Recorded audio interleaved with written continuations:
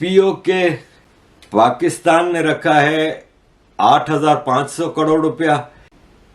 India ने जम्मू कश्मीर और लद्दाख के लिए इंडिया ने रखा है 1,20,000 करोड़ रुपया। फर्क देख रहे हैं? आपके पड़ोस में आपके जो नेबरहुड है वो सारा कुछ नहीं देख रहे इन चीजों के। आपके क्या हालात है, आपके मुआशी हालात क्या है, आपके बिजली के हालात क्या है, आपके पेट्रोल के हालात क्या है, आपके डॉलर के हालात क्या है। दुनिया के लिए आप इस वक्त बिल्कुल आप एक मजाक बन चुके हैं। दुनिया देख रही है, क्लोजली वाचिंग। और यकीन माने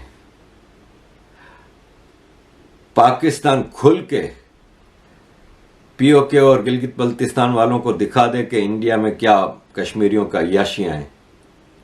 अब यकीन माने ये सारे मिलके आर्मी को निकाल देंगे, इतना इनको गुस्सा आएगा। कभी आप किसी पाकिस्तानी ने गूगल करके कोशिश नहीं की कि देखा जाए कि बांग्लादेश की करेंसी वर्सेस डॉलर, इंडियन रुपया वर्सेस डॉलर और इवन देन अफगानी करेंसी वर्सेस डॉलर।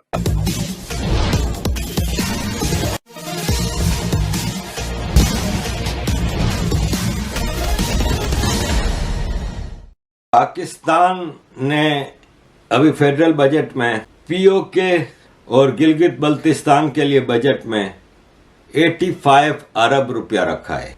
85 अरब का मतलब है 8,500 करोड़ रुपया।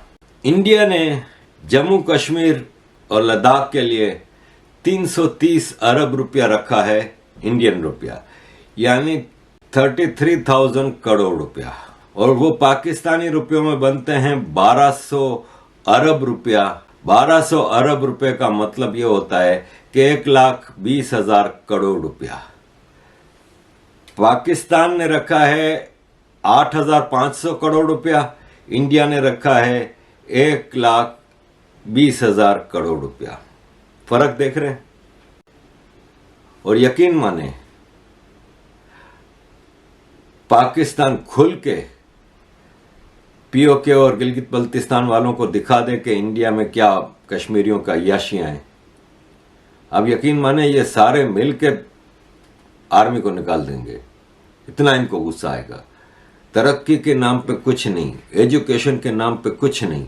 कश्मीरी फिर अपने दूसरे भाई जो इंडियन कश्मीरी हैं, इंडिया में कश्मीर में जो हैं, उनकी अच्छी सूरत हाल देखते हैं तो फिर वो कहते हैं कि भाई हमारे साथ क्या हो रहा है। भाई आप ये देखें ना कि आपके भारत में आईपीएल होती है, 4-5 कश्मीर के लड़के खेलते हैं। हमारे यहाँ पीएसएल होती है, कितने कश्मीर के प्लेयर है कोई बता दे? है ही नहीं, कुछ करने का है ही नहीं उधर। ना यूनिवर्सिटियां हैं, ना मेडिकल कॉलेजेस हैं, ना कोई सहूलतें हैं, ना कोई स्पोर्ट्स की सहूलतें हैं। कोई पैसा रखोगे तो कुछ होगा ना। पूरे पंजाब की इलेक्ट्रिसिटी मंगला डैम और कश्मीर से आती है, लेकिन रॉयल्टी एक पैसे की नहीं दे रहे कश्मीर को, पीओके को। तो this is the situation of Pakistan.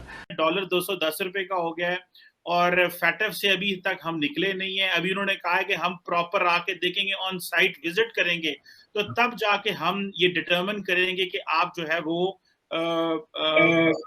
काबिल हैं कि नहीं, कि आपको निकालना है कि ना। डॉलर रुक नहीं रहा। कभी आप किसी पाकिस्तानी ने गूगल करके कोशिश नहीं की कि देखा जाए कि बांग्लादेश की करेंसी वर्सेस डॉलर, इंडियन रुपया वर्सेस डॉलर और इवन देन अफगानी करेंसी वर्सेस डॉलर। आप उस खिते में एक, जिस तरह वो कहते हैं ना कि एक डूबती कश्ती के अंदर, आपकी कश्ती के अंदर इतने सुराख हो चुके हैं, अगर 1-2 सुराख हो तो बंद करके गुजारा हो सकता है, लेकिन अगर खप्पे हो उसमें, अगर उसमें बहुत बड़ी बड़ी उसमें सुराख हो तो बड़ा मुश्किल होता है। क्या आपने मैन्युफैक्चर करना है? फैटफ से निकल भी जाएंगे तो क्या कर लेंगे आप? कभी सोचा है आपने फैटफ से निकलेंगे तो मजीद कर्जे लेने में आसानियां हो जाएंगी और तो कुछ भी नहीं है। कर्जे लेंगे तो क्या होगा? कर्जों के ऊपर भी कभी कंट्री चले हैं। आईएमएफ पे जब आते हैं तो हमारे जो फाइनेंस मिनिस्टर जब FIS अपना मीटिंग करके आते हैं इनके साथ, तो उनपे फूल निछावर किए जाते हैं, यहाँ पे ढोल बजाए जाते हैं कि आईएमएफ के साथ कर्जे करके डील आए। देखे जरा माइंड सेट होते रहे, देखे ना रिलेट। ये सारा कुछ जो FTF में जाने का मूजब तो यही बना था ना, जब आपने सबने मिलके जब अफगान वार में पैसे बनाया, उसके बाद आपका डाउनफॉल उसके बाद हुआ है। आपने इस्लामिक जिहाद जो है वो आज देखें, इमरान खान साहब भी उससे मुस्तफीद होने की कोशिश कर रहे हैं। वो जो सेंटीमेंट है, ज़ियाउल हक साहब ने जो बीज बोए थे इस्लामिक जिहाद के, वो तो आज भी वो तो दरख्त बन चुके हैं। उनकी छाव में आप बैठते हैं और आप अमर बिन मारूफ के नारे लगाते हैं, तो वो क्रेडिट उन्हीं को जाता है। और जिस तरीके से आपके कॉन्स्टिट्यूशनल क्राइसिस है, उनको आपका क्या हाल, इंटरनेशनल कम्युनिटी जो है वो मरासले नहीं भेज रही अपने इंस्टीट्यूशंस को। आपके पड़ोस में आपके जो नेबरहुड है वो सारा कुछ नहीं देख रही इन चीजों के। आपके क्या हालात है, आपके मुआशी हालात क्या है, आपके बिजली के हालात क्या है, आपके पेट्रोल के हालात क्या है, आपके डॉलर के हालात क्या है। दुनिया के लिए आप इस वक्त बिल्कुल आप एक मजाक बन चुके हैं। दुनिया देख रही है, क्लोजली वॉचिंग। और ना मैं कहता हूँ नौज बिल्ला ये ना हो कि कल को मैंने अगले दिन किसी ने मुझे हमीद गुल साहब की एक वीडियो भेजी थी कि जिसमें उन्होंने कहा था कि इस मुल्क के ऊपर इतने कर्जे चढ़ा दिए जाएंगे कि इनको अपने एटॉमिक एसासिस से दस्तबरदार होना पड़ेगा। डायरेक्शन तो आपकी मुझे लग रहा है वही है। वो अक्सर चीजें जो जनरल हमीद गुल की थी वो सही साबित हुई हैं, लेकिन अल्लाह ना करे कि हम उस एक्सट्रीम तक जाए। लेकिन जो बातें हैं वो नजर आ रही हैं कि आप जिस तरीके से आपकी रूलिंग एलीट पाकिस्तान को उड़ा रही है, इसको मेरा मकसद यहाँ से पैसे ले लेकर भागते जा रहे हैं लंदन, दुबई और कनाडा और हर जगह पे। अगर इनको रोका ना गया, ये ECL लिस्ट से ना बनाई गई, अगर कोई ना कोई फार्मूला इसका इजाद ना किया गया, तो ये FATF और IMF ये वो कहते हैं ना बेमानी होंगे ये बिल्कुल। और बड़ी जल्दी आप उस साइड पे जा रहे हैं जिस तरीके से डॉलर गिर रहा है। डॉलर गिरने की वजह सबसे बड़ी ये है कि डॉलर निकल रहा है यहाँ से, लोग पैसे ले लेके भाग रहे हैं, चाहे अफगानिस्तान जा रहे हैं, जहां भी लेके जा रहे हैं।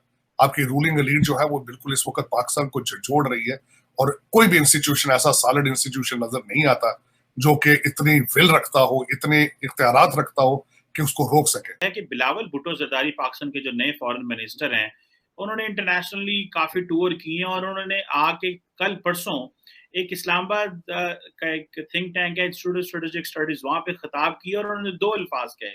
उन्होंने कहा जी हम ग्लोबली आइसोलेटेड हैं। दूसरा उन्होंने इंडिया के हवाले से बात की तार साहब, वो कहते हैं कि हमें इंडिया से इंगेज करना है। अगर हमारे इंडिया से 10 किस्म के मसले हैं तो इसका मतलब ये तो नहीं है कि हमें इंगेज नहीं करना।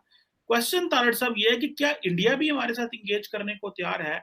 क्या हमारे पास कुछ ऑफर करने को इंडिया है कि इंडिया भी हमसे इंगेज करेगा? क्योंकि पाकिस्तान से सारी ऑफर्स जा रही हैं, ना वो जवाब देते हैं, ना वो ट्वीट्स का जवाब देते हैं, ना वो आप जो मैसेजेस करते हैं उसका जवाब देते हैं, ना वो इस तरह की कॉल्स का जवाब देते हैं। तो बिलावल भुट्टो ने ये जो कहा कि हम डिसएंगेज्ड हैं, आइसोलेटेड हैं, एंड देन हमें इंडिया से भी बात करनी चाहिए, आप इसको लार्जली किस पैराए में देखते हैं और आपका इसमें क्या व्यू है सर? कि आप हर चीज तब्दील कर सकते हैं, अपने पड़ोसी तब्दील नहीं कर सकते।